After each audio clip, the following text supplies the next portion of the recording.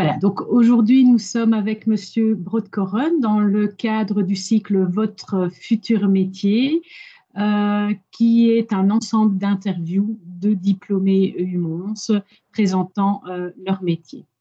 Bonjour Monsieur Brodkorren. Alors ma Bonjour. première question, c'est quel est votre profil académique? Donc, je suis diplômé de l'Université de Mons, donc de la faculté de médecine et pharmacie, en sciences biomédicales. Donc, j'ai un master en sciences biomédicales et je suis sorti depuis l'année 2017. Donc, Ok. 2017. Alors, où travaillez-vous actuellement?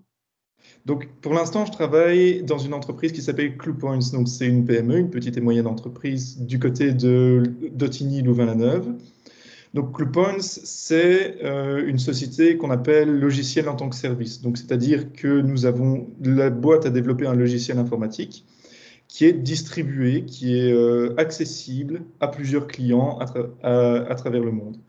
Donc, le principe de ce logiciel, c'est qu'il permet de faire ce qu'on appelle du RBQM, donc du Risk-Based Quality Monitoring, sur les études cliniques.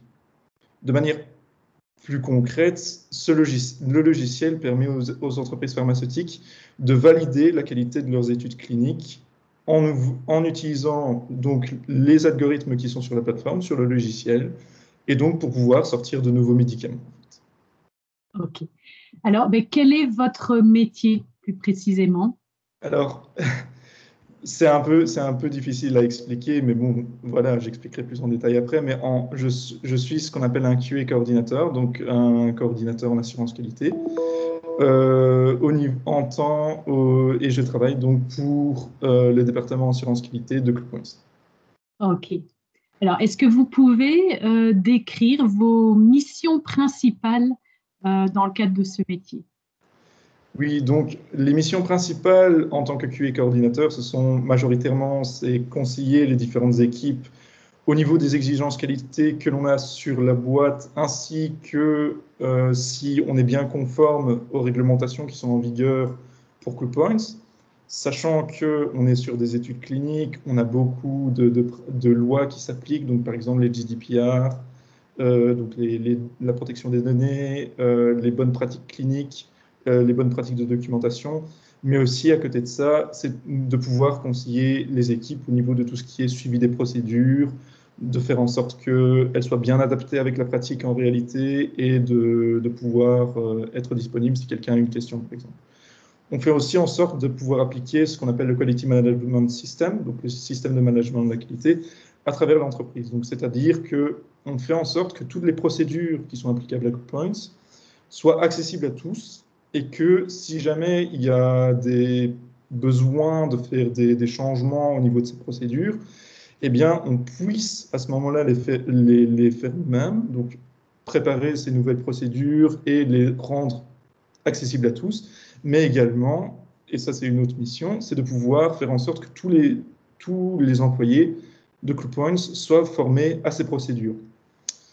Alors, on a aussi, comme on est une société qui travaille sur un logiciel, ce logiciel dispose de plusieurs versions. Et donc, en tant que QA coordinateur, ce que je dois faire aussi, c'est supporter les différentes équipes au niveau du développement de la plateforme pour que le logiciel soit validé et qualifié dans les normes. Et à côté de ça, la dernière mission principale, je dirais, ce serait de supporter et de répondre pour les clients pour tout ce qui est audit. Donc, les clients peuvent, pour confirmer si notre logiciel correspond bien à leurs valeurs, à leur réglementation et aux besoins qu'ils ont, de faire un audit chez nous. Et donc, du coup, c'est le département QA qui va s'occuper d'organiser et de répondre aux questions que ces auditeurs pourraient avoir. Ok, merci. Alors, est-ce que vous pourriez décrire une journée professionnelle type? Alors, c'est un peu difficile parce que c'est comme on a beaucoup de rôles en tant que QA coordinateur, on n'a pas vraiment de journée type. Je vais quand même essayer de décrire. Bon, généralement, je vais dire la journée type, on commence par ouvrir tous les mails parce que comme on est sur deux bureaux, il y en a un bureau qui est aux États-Unis, l'autre qui est en Belgique. le bureau principal étant en Belgique, ben, du coup, il y a toujours parfois des mails qui arrivent en soirée ou bien plus tard. Et donc, du coup, on a besoin de regarder pour voir s'il y a quelque chose, une tâche urgente qui arrive. Donc, comme on est en plus une petite entreprise, et qu'on n'est que 2 personnes vraiment dans le département assurance qualité, voilà, on a plusieurs projets qui sont en cours et le principe, c'est qu'on essaye de planifier ces projets à moyen terme. Donc, c'est-à-dire qu'on se dit, bon, voilà, donc mon collègue Simon et moi-même, on se divise, voilà, je fais tel projet, toi Simon, tu fais tel projet, et on se dit, bon, voilà, on va essayer de clôturer ces projets pour tel moment. Et donc, en fonction de ce qu'on a comme temps, donc les projets qui sont en cours, que ce soit validation du logiciel, les certifications, les audits, les préparations des procédures, mais on a aussi effectivement des tâches qui sont plus, je vais dire day-to-day, donc journalières, qui sont vraiment tout ce qui est support des équipes. Donc si jamais il y a quelqu'un qui a une question, faire un call, organiser des réunions, etc. Donc la journée type, ce serait vraiment ça, ce serait les activités qu'on planifie sur le moyen terme et qu'on essaye toujours d'insérer entre les tâches journalières qui sont généralement du support pour les autres équipes. Donc ce serait plus ça. L'avantage aussi, c'est comme on est une entreprise qui est très petite, à taille très humaine, bon, c'est un peu compliqué malheureusement avec le Covid, mais ce qu'on fait surtout, c'est qu'on essaye aussi entre collègues de s'organiser des pauses, donc on essaye aussi d'avoir au moins une fois par jour une petite pause sur le temps de midi ou un peu plus tard pour prendre un café et discuter, etc. Il n'y a pas que le travail. Oui. Ok, merci. Alors, par rapport à votre métier, quelles sont selon vous les compétences nécessaires? Je pense que la compétence principale qu'on a besoin en tant que QA coordinateur, c'est tout d'abord une vision de travail d'équipe. Donc, comme on a besoin de gérer des gens qui viennent de tout horizon, on a des développeurs, donc des gens qui viennent plus de l'informatique, on a des gens qui sont des data analysts, donc qui sont plus un profil scientifique, on a des gens qui sont pour tout ce qui est audit, on a des gens qui sont plus ce qu'on appelle le département sales, donc tout ce qui est qui sont plus avec un background en vente, en social, en sciences sociales. Donc on a vraiment besoin de jongler entre toutes ces personnes et donc entre tous ces différents profils qui demandent du coup de s'adapter à chaque fois. Donc en gros, c'est vraiment pouvoir se dire, voilà, telle personne, on ne peut pas forcément communiquer de la même manière que telle personne. Par exemple, l'exemple que je donnais avant avec les data analysts, on peut être beaucoup plus technique, beaucoup plus scientifique, qu'on ne peut pas spécialement l'être avec quelqu'un qui vient de l'équipe sales. Donc c'est toujours un petit peu, je vais dire, la qualité principale qu'il faudrait avoir si on veut travailler là-dedans. Une autre, c'est vraiment une attention au détail. Comme on est dans l'assurance qualité et comme on est vraiment responsable de pouvoir valider et faire en sorte que pour les clients, nous soyons vraiment conformes à ce qu'eux attendent au niveau sécurité de données, au niveau bonne pratique et au niveau suivi si jamais il y a des problèmes, bah, ils s'attendent que tout ce qu'on écrit, tout ce qu'on prépare, soit vraiment béton. Donc, c'est-à-dire qu'on a vraiment besoin que tout ce qui est formulaire, procédure, suivi des formations, ben, soit vraiment à jour pour que si jamais quelqu'un arrive à l'improviste, entre guillemets, pour venir nous regarder, ben, qu'on soit dans les règles. Aussi, un autre point, je pense, c'est que comme on travaille dans les données cliniques et donc avec des données qui sont très très sensibles, on a besoin beaucoup d'un côté éthique, d'un côté respect de cette vie privée au niveau de ces données. On ne peut pas se permettre que ces données soient partagées avec n'importe qui et que donc du coup il faut pouvoir les protéger. Donc avoir toujours cet aspect connaissance de la vie privée en tête quand on travaille. Et enfin, le dernier point, et je pense que c'est dans tous les métiers en sciences, je pense que c'est de l'organisation. On ne peut pas vraiment, comme on a besoin vraiment d'une attention aux détails et qu'on puisse, en plus qu'on doit vraiment faire attention à ce type de données, il faut vraiment être organisé pour ne pas risquer que justement qu'il y ait des pertes, qu'il y ait de retard, qu'il y ait des charges de travail aussi trop lourdes, parce qu'au final, comme on n'est que deux, souvent ce qu'on se retrouve, c'est qu'on a des charges de travail qui sont on a des timings qui sont très serrés, et donc du coup, on a besoin vraiment de s'organiser pour que ce qu'on doit donner dans les dates soit vraiment préparé. Ok. Ben, merci. Alors, la dernière question de notre interview, c'est est-ce que vous avez des conseils de type insertion professionnelle à donner aux étudiants qui sont ici ou aux diplômés qui sont ici, pour entrer sur le marché du travail finalement? Alors, je pense que, comme la plupart des gens ici et qui vont regarder la vidéo sont généralement du milieu scientifique, le premier point que je dirais, c'est pratiquer votre anglais. Dans le milieu scientifique, et notamment dans le milieu pharmaceutique ou clinique, il y a beaucoup de sociétés, qu'elles soient grandes ou petites, qui demandent un bon niveau d'anglais. Et donc, c'est vraiment, je pense, un atout majeur de pouvoir se dire, quand on se présente à une interview, de pouvoir avoir un niveau même basique d'anglais. Vous n'êtes pas obligé d'avoir un niveau très avancé, bien sûr, mais c'est toujours, je veux dire, obligatoire de pouvoir se défendre en anglais, de pouvoir se former par après. Et en soi, je pense que avoir un niveau de base et se former par après est très simple, vu que l'anglais étant majoritairement utilisé, on est d'office dans le bain, et donc c'est beaucoup plus facile à apprendre. Maintenant, aussi, pour trouver un emploi, une chose qui est très importante et que j'ai appris sur le tas, c'est vraiment être proactif. C'est bien de postuler pour un emploi, mais quand on voit qu'on n'a pas de réponse, il ne faut pas hésiter, s'il y a une adresse qui est mentionnée, contacter la personne pour demander, d'accord, je vois que je vous ai envoyé mon CV, est-ce que vous l'avez bien reçu, est-ce que vous avez des nouvelles, quelles sont les étapes? Vraiment être proactif à ce niveau-là, ça montre déjà un peu votre motivation, parce que dans un sens, ça permet aux employeurs de se dire, ah tiens, celui-là, c'est vrai qu'il ne me contacterait pas s'il n'était pas intéressé par le poste. Et donc, ça permet aussi aux gens qui regardent votre profil de mettre un nom sur le visage, ou inversement, de mettre un visage sur votre nom. Pas être un des CV multiples qu'ils reçoivent dans le cadre de la demande d'emploi.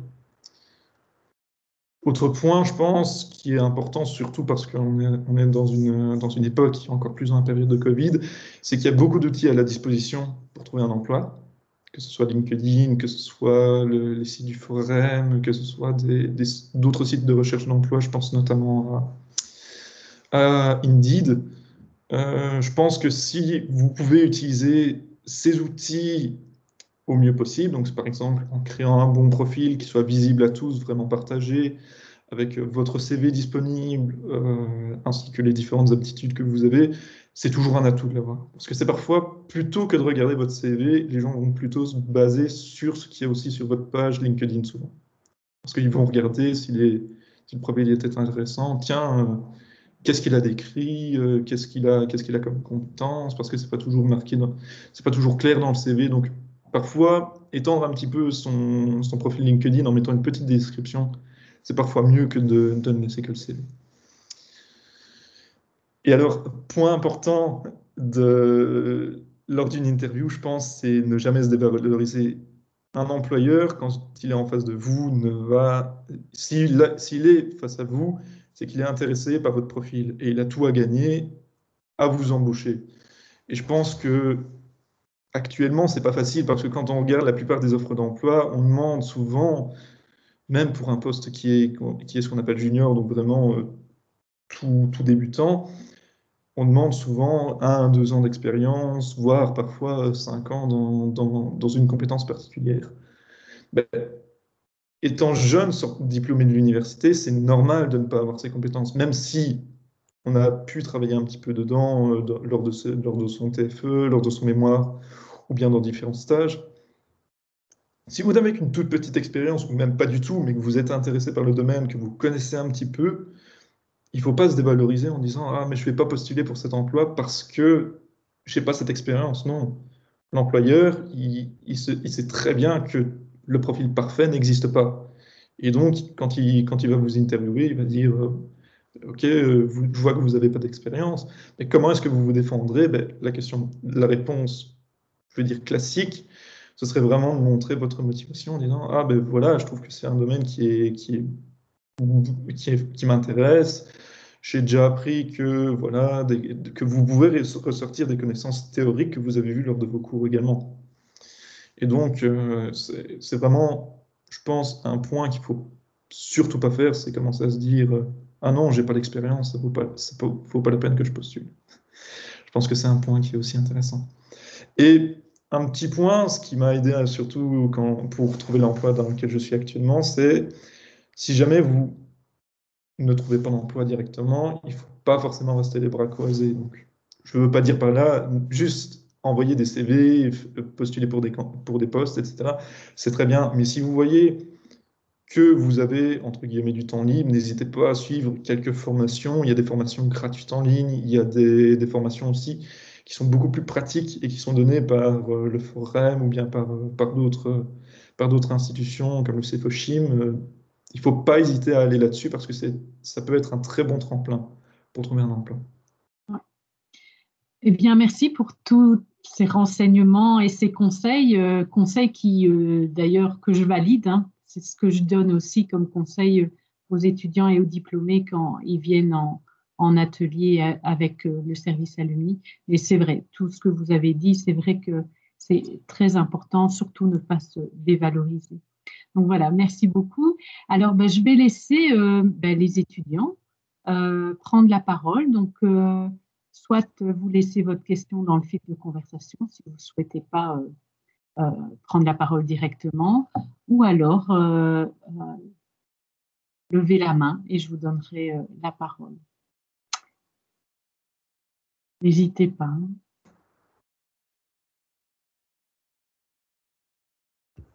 Peut-être que votre interview a été très complète. Ouais, je pense pas parce que c'est pas C'est toujours toujours évident très vaste. d'expliquer comme ça un métier. Mais...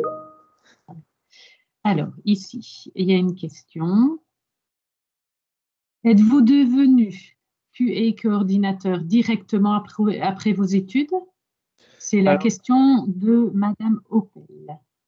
Alors non, pas du tout. Donc ce que j'ai fait, c'est que j'ai fait une formation pour le Forum aux études cliniques, parce que je trouvais que voilà, en tant que biomédical, on connaît beaucoup de tout ce qui est préclinique, donc études sur animaux, mais c'est pas que ça. Donc du coup, j'ai fait une formation là-dedans.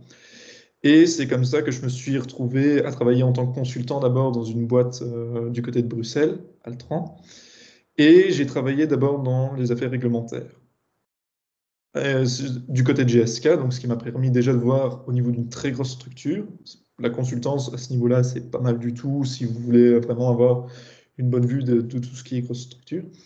Et après, moi, j'ai eu envie vraiment de plus travailler dans tout ce qui est qualité. Donc, je ne sais pas s'il y a beaucoup de biomètres dans le call, mais si vous avez eu, je suppose, le cours de qualité avec Monsieur Gaël Debauve, qui était donné. Et donc, c'est vraiment, il y avait quelque chose qui m'avait interpellé là-dedans, qui était, c'est très bien d'avoir cette optique de travailler dans des laboratoires, etc. Mais il y a aussi tout ce qui est qualité. Donc, montrer que c'est pas directement du travail de laboratoire ou du travail comme dans mon cas dans les études cliniques, mais sans, sans l'assurance qualité, sans le contrôle qualité, on ne peut pas vraiment dire que les résultats que l'on donne sont corrects. Et donc, c'est comme ça que j'ai voulu rechercher après quelque chose et je suis tombé par hasard sur cette société, CluePoints, et je trouvais que la mission était très intéressante. Et donc, c'est comme ça que j'ai changé d'Altran à CluePoints. Donc, ça fait maintenant 1 an et demi que je travaille pour eux. Ok. Alors, là, une question de Monsieur Serra. Quels sont les points positifs à travailler dans une entreprise à taille plutôt plus humaine plutôt que de travailler dans une grosse entreprise? Alors, il y a des pour et des contre dans les deux cas. Donc, effectivement, comme dans sa question, c'est littéralement marqué, c'est beaucoup plus humain. Dans une petite entreprise, c'est beaucoup plus facile de connaître tous ses collègues. C'est très facile de pouvoir avoir du contact et je pense que, notamment avec mon métier qui demande vraiment d'être en contact avec presque tout le monde à travers CluePoints, c'est très sympathique de pouvoir vraiment connaître tout le monde et de pouvoir vraiment avoir des affinités, discuter et vraiment travailler avec ces gens. Autre chose que je trouve et qui, moi, m'a fort attiré quand j'ai voulu commencer là-bas à Cluepoints, c'était que comme c'est une petite entreprise, il y a beaucoup je vais appeler de casquettes. Donc, c'est-à-dire que comme ce sont des petites équipes, mais qu'on est parfois avec des clients qui sont vraiment très gros, on a beaucoup de clients dans l'entreprise pharmaceutique qui sont dans le top des entreprises pharmaceutiques mondiales, on a besoin vraiment d'être on a beaucoup de projets qui sont en cours, on a beaucoup de tâches qui sont différentes pour un seul poste, pour une seule personne. Et donc, ça présente vraiment un bon challenge et je trouve que ça me motive de travailler là-dedans. Un autre avantage aussi de travailler dans une petite entreprise, c'est que c'est beaucoup plus facile. En tout cas, c'est aussi, ça rejoint un peu le côté humain, mais pour votre manager, pour votre supérieur, le contact est beaucoup plus facile. Maintenant, encore une fois, je suis peut-être tombé sur la meilleure des entreprises. Je dis pas que c'est comme ça partout. Bien sûr, il y a des superviseurs qui sont beaucoup plus humains, qui sont d'office avec un bon contact, même dans des grosses structures. Mais voilà, je pense que c'est aussi un autre côté qui est intéressant.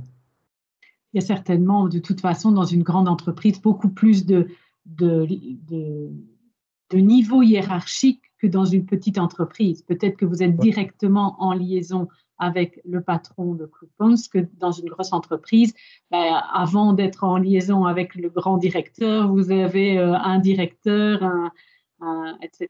Quoi. Enfin, exact. Et puis aussi, c'est une bonne chose et une mauvaise chose. Je pense que c'est une bonne chose quand on débute, c'est une mauvaise chose après plus tard. C'est que quand on est dans une grosse structure, ça devient rapidement, entre guillemets, rébarbatif parce que généralement, comme il y a des grosses structures, c'est une personne pour une tâche, pour une chose. Et donc, du coup, bien qu'il y ait différents projets, hein, avant, j'ai travaillé sur le Brexit en affaires réglementaires, ce qui était un projet hyper intéressant, hyper challengeant, qui m'a beaucoup plu. Mais au final, ça restait une tâche et vraiment, voilà, tu fais ça et tu fais ça. Que dans une petite structure, on a parfois plus de possibilités de dire, tiens, j'aurais bien envie de faire ça, et que du coup, on se partage les projets entre différents collègues. ok, merci. Alors, je vois qu'il y a deux étudiants qui ont posé leurs questions dans le fil de conversation, mais n'hésitez vraiment pas à prendre la parole.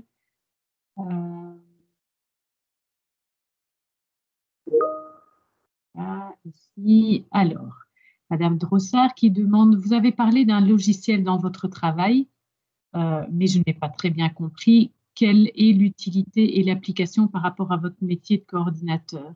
Et pouvez-vous gérer le logiciel vous-même? Je suppose que c'est le logiciel de la société, en fait, Cluepoints, probablement. Oui, j'avais compris. Donc, en fait, comment je vais expliquer? Moi, en tant que QA coordinateur, je ne travaille pas directement sur le logiciel. Je ne suis pas responsable de le développer, je ne suis pas responsable de travailler dessus. C'est généralement plus tout ce qui est, je vais dire, informatique, la team informatique qui va s'en occuper. Et pour ce qui est de travailler dessus, on a tout ce qui est data analyst qui vont travailler sur le logiciel. Le logiciel en lui-même est souvent n'est pas utilisé par le rapport avec nous, c'est que nous, derrière, ce logiciel, tous les 6 mois, en fait, on a une nouvelle version qui est rendue disponible pour les clients. Donc nous, en tant que QA, ce qu'on s'occupe, c'est qu'on va se dire, voilà, on a toutes des étapes de développement au niveau du logiciel, et nous, on va vérifier que toutes ces étapes de développement sont bien suivies, que les tests, pour vérifier que le logiciel est toujours bon à utiliser, entre guillemets bien sûr, qu'il soit toujours protégé, parce qu'au final, il faut vraiment vérifier que les datas sont toujours protégées tout le temps, même si on rajoute de nouvelles fonctionnalités, même si on rajoute de nouvelles utilités ou rôles ou quoi qu'est-ce du logiciel. Nous, on va vérifier que tout ce qui est demandé au niveau du logiciel soit correctement documenté d'un côté et que tout soit complet. Donc, c'est-à-dire que tout ce qui est test, il faut vérifier que non seulement les tests ont bien été faits, mais que derrière, tout ce qui est preuve, donc tout ce qui montre comme quoi ça a bien été fait, que c'est bien protégé, etc., tout ça doit être ajouté au document. Donc en gros, nous, on va vérifier que les documents sont bien complétés, que les preuves sont bien là et que ça a bien été revu par des personnes qui sont aptes à le faire. Donc voilà. Maintenant, je ne sais pas s'il y avait aussi une question plus sur le logiciel en tant que lui-même que je peux expliquer également. Oui, donc elle demandait l'utilité et l'application de ce logiciel par rapport à votre métier. Donc, à mon avis, c'est vraiment c'est votre métier qui vérifie que tout est en ordre pour finalement la dernière phase finale qui est la vente au client, en fait. Maintenant, je vais aussi parler, parce qu'il n'y a pas que ça non plus, bien sûr. Je parle de la tâche principale qui est directement en lien avec le logiciel. Mais ce qui peut se passer, c'est que par exemple, je vais prendre un exemple tout à fait fictif. On peut imaginer que la plateforme, donc le logiciel, soit hacké. Nous, en tant qu'assurance qualité, on va du coup lancer au niveau de de tous les experts techniques, on va lancer un signal en disant attention, notre plateforme est attaquée, il faut regarder d'où vient la faille, il faut regarder quel est le problème, est-ce qu'il y a des données qui ont été perdues, est-ce que si, est-ce que ça. Donc nous, on va faire cette liste de questions et on va envoyer à tous les experts techniques pour qu'ils répondent à ces questions. Et nous, derrière, on va coordonner pour véritablement faire en sorte que cette attaque sur notre logiciel soit enregistrée et que l'on puisse dire, du coup, si un client vient nous dire, hey, il y a eu une attaque, est-ce que nos données sont en danger? Eh bien, non, regardez, on a fait tout ça et vous pouvez voir que tout est sous contrôle. C'est ce genre de Ok, tâche qu'on peut faire aussi. ok, merci. Alors, Monsieur Serra demande aussi, avez-vous songé après vos études à continuer dans l'académique? Et donc, finalement, pourquoi vous êtes-vous dirigé dans le privé? Alors, j'ai envisagé effectivement de continuer dans l'académique, donc j'ai regardé peut-être pour la possibilité de faire un doctorat ou bien un master complémentaire. Mais en fait, une chose qui m'avait plutôt rebuté un petit peu au niveau du domaine académique, enfin, rebuté, c'est peut-être un grand mot, mais je vais dire que je voulais retrouver ailleurs, que je voulais pas forcément retrouver, c'était que c'était un peu trop roue libre. Donc, c'est-à-dire que oui, c'est très bien. Enfin, lors de mon mémoire, j'ai dû travailler moi-même le protocole, j'ai dû déterminer, faire des recherches d'articles, etc. Ce qui était très intéressant. Mais je trouvais que, est-ce que j'aurais, étant sans expérience, je trouvais qu'il n'y avait pas, j'étais peut-être mal parti déjà au niveau de mon mémoire, même si mon mémoire pour moi était très intéressant, il m'a beaucoup apporté. Je trouvais que j'aurais pu tellement mieux faire avec un petit peu plus de connaissances. Et donc, je pense que le privé permet de faire ça, donc d'être mieux encadré, d'être mieux guidé un petit peu, parce que généralement, il y a des gens qui sont passés là avant vous. Et je ne dis pas, bien sûr, que le domaine académique est mauvais, loin de là. Il est très intéressant parce qu'il vous permet d'apprendre beaucoup de choses, de vraiment faire ce que vous avez envie de faire au niveau de la recherche, etc. Enfin, moi, je parle en tant que sciences biomédicales à nouveau, mais elle vous permet de faire beaucoup de choses. Mais moi, ce qui m'a intéressé au niveau du domaine privé, c'était vraiment ça. C'était peut-être aussi un peu une sécurité, parce que quand vous avez terminé votre doctorat, c'est très bien, mais après quoi? Donc c'est un peu commencer de nouveau à rechercher. Et donc, moi, c'est comme ça que je me suis retrouvé un peu à faire une formation qui m'a mené dans le privé, du coup. Ok. Pour continuer sur votre remarque, c'est vrai que le doctorat, on est un peu enfin, on est fort autonome.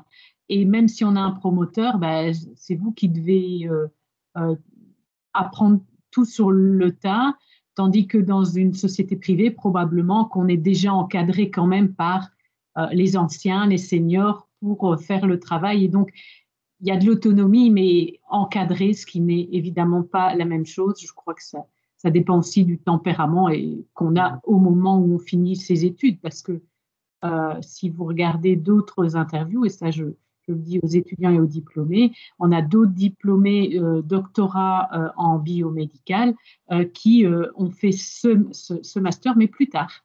Après une expérience dans le privé, ils ont commencé plus tard. Donc, en fait, je crois que c'est vraiment au moment où on se sent prêt à le faire qu'on entame des études euh, et une expérience professionnelle de doctorat.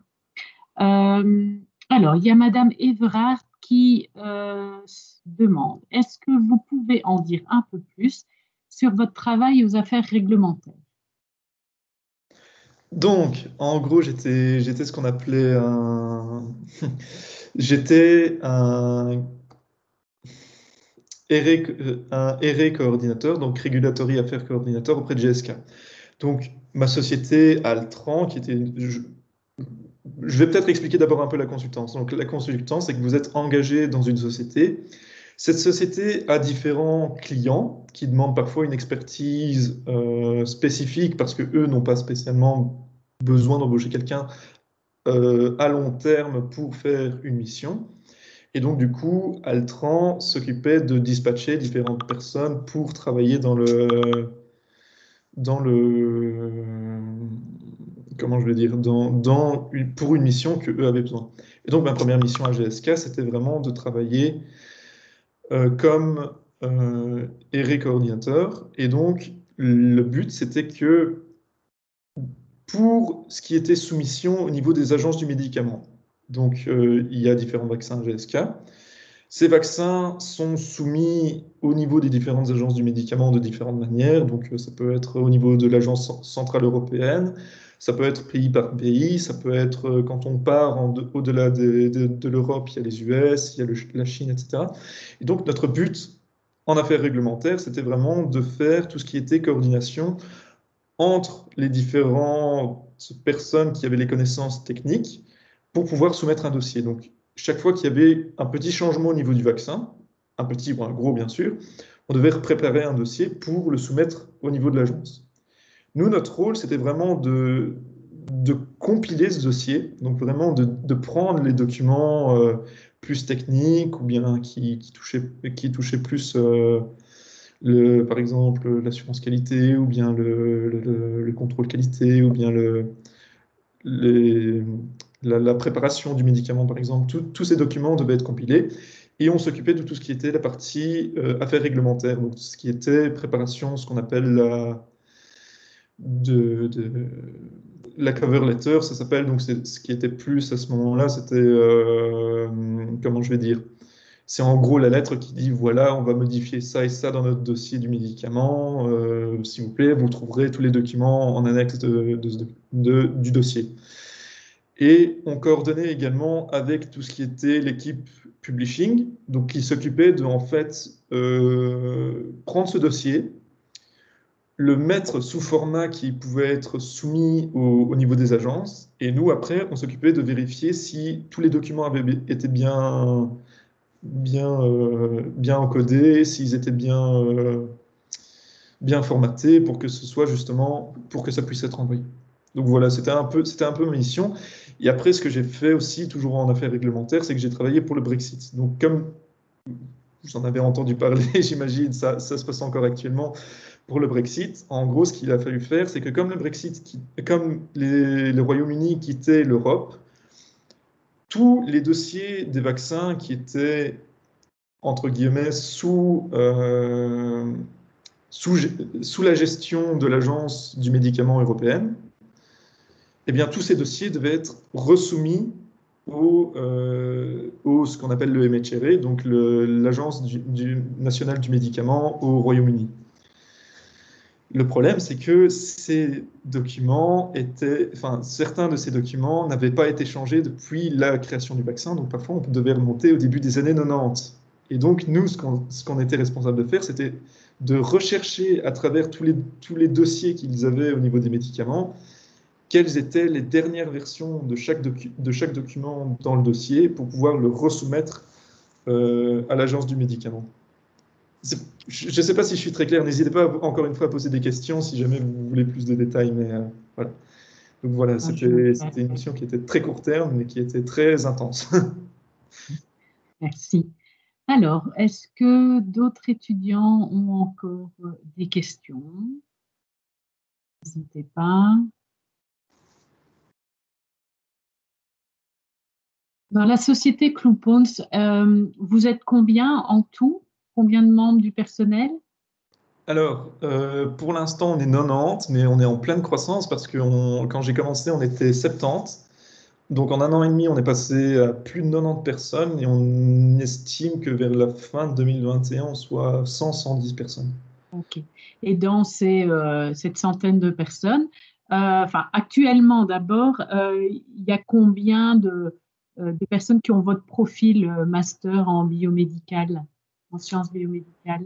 Je vais dire qu'il y a une vingtaine de personnes qui ont bien un profil dans les sciences, que ce soit biomédical ou bio, ou parfois physique. Enfin, si je grimpe avec sciences physiques ou bien sciences plus mathématiques, je pense qu'on peut monter à une trentaine de personnes. Et Ok. de tout profil, donc ça peut être des doctorants, ça peut être des masters, ça peut être des... Ok. Et Voilà. l'expansion de la société, est-ce qu'elle va entraîner l'engagement de nouveaux masters dans les sciences biomédicales et autres? Ouais, ouais, ouais. Pour l'instant, on a un poste ouvert en junior QA coordination. Donc, mon poste actuellement, vu que moi je suis passé en médior avec mon expérience, on a un poste qui est ouvert dans le même poste que moi. Ok. Et aussi pour tout ce qui est data analyst, donc qui ça sont spécifiques. Vraiment, je pense que c'est très intéressant aussi pour les sciences biomédicales et biologiques, s'ils ont des connaissances au niveau données cliniques, c'est intéressant aussi. On est en train d'embaucher. Il y a toujours des postes qui sont ouverts à ce niveau-là. Ok, merci. Alors, il y a Madame Drossard qui pose une question intéressante. Vous avez dit que donc Cloupons c'était à Autigny. Est-ce que Cloupons a d'autres filiales, d'autres implantations en Belgique? En Belgique, non, mais nous avons une implantation qui est aux États-Unis, Oui. mais que en fait les deux sites en fait c'est séparé un petit peu. Donc du côté Belgique, on a tout ce qui est développement de la plateforme, on a tout ce qui est recherche et développement. Il y a tout ce qui est project management, qui est une partie du project management et des data analysts sont localisés en Belgique. On a également tout ce qui est donc FNA, Finance and Administration, sous le département sous lequel QA a repris, qui est en Belgique. Et aux États-Unis, on a tout ce qui est sales et l'autre partie de operation, donc tout ce qui est project management et certains data analysts qui sont aux États-Unis. Je pense pas que pour l'instant on envisage d'ouvrir d'autres succursales en Belgique. C'est pas impossible qu'on bouge parce que bon, avec la croissance rapide, aura peut-être besoin de nouveaux locaux, mais c'est un peu difficile à dire actuellement avec Ah le. oui. Mais en plus qu'on a très facile à faire du télétravail Mm. actuellement. Oui, donc votre métier peut se faire sans problème en télétravail. Ah oui, complètement. Ok, ça va, merci. Alors, il y a ici Madame Everard qui pose la question suivante. Est-ce que vous avez encore une partie strictement biologique dans votre métier? Alors, strictement biologique, non. Parce que, voilà, c'est clairement pas. Enfin, je vais être honnête avec vous, quand je suis sorti de l'Uni, c'était clairement pas un poste que je m'attendais à avoir quand je suis sorti. Mais donc, du coup, il n'y a plus vraiment. Je vais dire, tout ce que j'ai étudié, évidemment, me sert encore actuellement, mais je n'ai pas de travail à proprement parler sur la biologie, sur le biomédical. Maintenant, j'ai encore besoin de mes connaissances pour tout ce qui est de gestion des données, écriture d'un protocole, écriture de préparation de- des documents et tout ce qui est en rapport aussi avec les GCP, donc les bonnes pratiques cliniques. Ok, merci. Alors, je regarde actuellement, pas de questions. N'hésitez pas. On a encore quelques minutes devant nous. Alors, quelqu'un est en train d'écrire une question.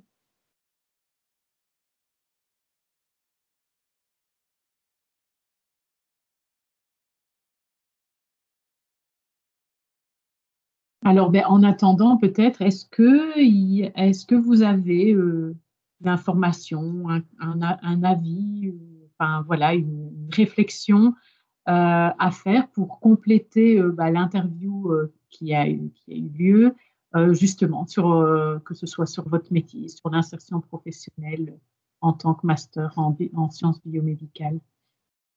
Bah, je pense que pour revenir un petit peu sur ce que je disais et pour un peu compléter avec les questions qu'on a eues, il n'y a vraiment aucune limite qui sont... ouais, je vais terminer ça et puis on regarde. Oui.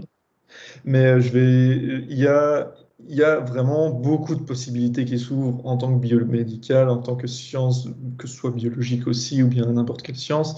Il y a énormément de possibilités.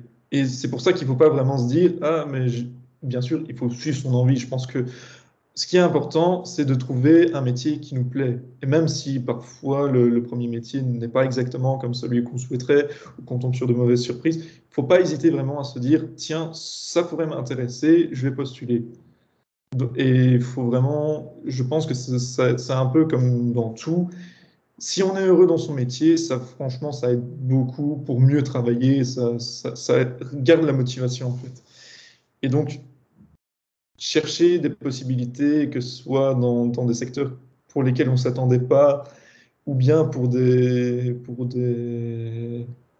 dans justement ce qu'on a déjà travaillé, ce qu'on connaît déjà. C'est deux chemins qui sont tout à fait différents, mais qui au final peuvent amener beaucoup de choses. Je pense qu'en tant que biomédical, moi, je m'attendais plus à travailler encore dans la recherche et le développement. Je pense que ça aurait été très intéressant. Ça aurait été beaucoup de techniques, beaucoup de choses que j'aurais pu apprendre.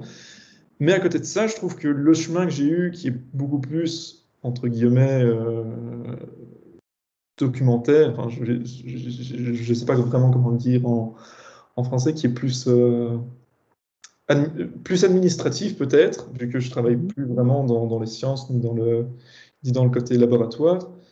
Mais au final, c'est pas plus mal parce que je retrouve une manière de travailler. Je retrouve une manière de travailler qui est proche de ce que j'appréciais beaucoup dans mes études et qui au final me plaît tout à fait. Donc je pense qu'il ne faut pas vraiment se limiter quand on recherche quelque chose. Ok, merci. Alors, donc la question de Madame Rossa, c'est est-ce que cela vous manque justement de ne pas avoir besoin de vos connaissances directes, donc je suppose des connaissances apprises pendant le master, je suppose. Oui et non. Donc ça rejoint un peu ce que je venais de dire maintenant. Oui, Je voilà. suis certain qu'il y aurait eu beaucoup de possibilités pour moi si j'avais continué dans tout ce qui était recherche et développement, plus biologique, etc. Mais à côté de ça, voilà, je me retrouve. Le fait que oui, ça aurait pu me manquer, ça aurait pu être hyper intéressant de continuer dans la recherche et le développement. Mais là où je suis actuellement, il y a tellement de choses à faire, tellement de projets qui sont en cours et tellement d'impact, parce qu'au final, il faut quand même se rendre compte que si les études cliniques dans notre logiciel, il permet justement à ces entreprises de pouvoir dire que les études cliniques sont correctes et donc ça permet à de nouveaux médicaments de sortir et donc c'est un peu quelque chose qui rejoint un peu ce que j'ai travaillé dedans, donc ça, c'est quelque chose qui est aussi très motivant. Ok. Alors, il y a Madame Everard qui demande, est-ce que vous avez des possibilités d'évolution dans votre travail? Alors, c'est un peu difficile à dire, sachant qu'on est une petite entreprise, mais il y a toujours des possibilités d'évolution, que ce soit dans l'entreprise dans laquelle vous travaillez. Donc, si moi, par exemple, je vais prendre celle pour laquelle je travaille actuellement, bah, je pourrais, par exemple, comme on est deux, comme on va peut-être grossir au niveau de notre équipe, on peut se dire, bah, tiens, moi, je vais prendre plus une évolution de ce côté-là, je vais prendre une évolution pour tout ce qui est, par exemple, assurance qualité du côté formation, du côté audit, enfin, parce qu'il y a audit, il y a les audits des clients, mais il y a aussi les audits qu'on doit faire dans notre entreprise pour vérifier que tout est bien à jour. Et donc, du coup, je pourrais plus me spécialiser dans ça, ou bien au contraire, me spécialiser plus dans tout ce qui est CSV, donc Computer System Validation. Mais ça, pour l'instant, c'est pas à l'ordre du jour, parce que fatalement, comme on n'est que deux, on sait très vite s'échanger les tâches. Mais si je voulais changer d'entreprise et que je voulais m'évoluer dans une autre, quelque chose de plus technique ou plus spécifique dans une autre entreprise, ce serait complètement possible. Et alors, je ne sais pas si c'était de cette manière-là les possibilités d'évolution. Il y en a une autre de possibilité d'évolution, c'est aussi plus de responsabilité, c'est-à-dire au niveau hiérarchique. Est-ce que c'est possible d'évoluer hiérarchiquement, on va dire, dans votre travail? Alors, c'est un peu possible, mais j'ai du mal à l'imaginer actuellement parce que pour l'instant, comme on n'est que deux, enfin, Simon, donc, qui est mon collègue, il est senior, donc du coup, il est au-dessus de moi, mais on n'a pas vraiment cette impression de seniorité non plus. Donc, oui, il a des tâches qui sont un peu plus pour lui, mais qu'on se partage quand même, vu qu'au final, moi, comme je suis passé médior cette année, ben, je prends de plus en plus de tâches qui viennent de lui et je prends de plus en plus de responsabilités. Mais on a tous les deux des responsabilités qui se complètent, en fait, et donc qui peuvent facilement s'échanger à ce niveau-là. Ok, merci beaucoup. Alors, je regarde, je pense que je ne vois plus. Ah ben, Madame Drossa, vous pouvez prendre la parole. Ouais, désolée, j'ai pris la parole, je me dis que c'était un peu plus simple de communiquer comme ça. Est-ce que au moment de votre recherche d'emploi, est-ce que vous avez eu aussi l'impression parfois vu les possibilités d'emploi avec notre diplôme, est-ce que vous n'avez pas eu parfois l'impression d'être un peu perdu dans toutes ces offres et de vous dire quelle est ma place dans le monde du travail, etc. Oui, beaucoup au début surtout, parce Ok. que c'est parfois très vague. Des fois, quand vous regardez une offre d'emploi, vous avez vraiment diplôme de master en sciences. Oui, mais du coup, il faut parfois jongler quand on regarde un petit peu le profil en disant, mais du coup, c'est plus des chimistes, c'est plus des. Enfin, je vais prendre un exemple, mais qui n'a rien à voir avec ce que je fais actuellement, c'est qu'il y avait un poste à l'armée, donc qui était pour un travail dans le laboratoire, le laboratoire de l'armée. Et le profil était un peu un point d'interrogation. Il disait, voilà, master en sciences, avec formation chez nous, etc. Et du coup, j'ai un peu posé la question, et en me renseignant auprès de lui, du responsable qui postulait, il disait, oui, il n'y a pas de problème avec votre profil, même si il manque quelques petits trucs. Et en fait, je me suis rendu compte, après discussion avec lui, qu'il recherchait plus un profil de chimiste. Donc c'est parfois un peu délicat de pouvoir se situer là-dedans, mais je pense que pour vraiment se dire, d'abord, je pense qu'il faut regarder quel poste nous intéresse. Une fois si on a décidé ça ou pas, le mieux c'est de regarder aussi les différentes responsabilités. Dans les responsabilités, ça permet déjà de définir un petit peu qu'est-ce que vous ferez au jour le jour et dans quoi est-ce qu'on s'attend à ce que vous ayez des compétences. Et donc du coup, c'est parfois, comme je disais avant, c'est parfois un peu difficile de se dire, mais j'ai pas toutes ces compétences, mais c'est pas une raison pour autant que vous ne pouvez pas postuler. Et pareil pour le poste que je citais précédemment avec l'armée. La personne avec qui j'étais en contact m'a dit, mais c'est pas grave que vous n'ayez pas toutes les compétences, postulez quand même, parce qu'au final, vous en avez quelques-unes et ça pourrait nous correspondre. Donc, Ok. Voilà. ça Alors, est-ce qu'il y a une autre question? Je ne vois plus personne écrire. Je ne vois personne lever la main.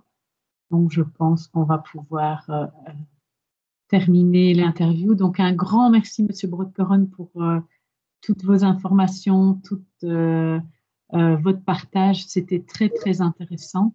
Merci également aux étudiants et diplômés de votre participation et de vos questions très intéressantes. Donc, voilà.